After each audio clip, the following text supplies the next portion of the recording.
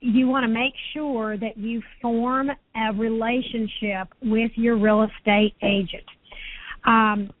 You can avoid this by asking your realtor different questions, and people think that their agent's working for them, but especially in the state of Tennessee, and I'm sure other states work very similarly, is there's a buyer's agent, and then there's also an agent that's representing the seller.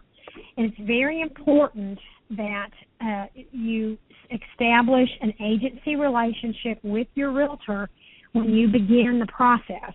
And I'm going to speak in Tennessee law as far as how our agency relationships work here.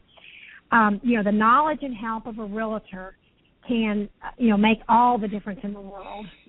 You should also understand, what's involved when you have a realtor represent you as your own agent, and it's your choice. And to establish that relationship for the buyer in Tennessee, a realtor does not really become their representative or your agent until the buyer has signed a buyer representation agreement with that particular realtor. And again, David and I work very, open, and we do ask a buyer to sign this agency relationship agreement.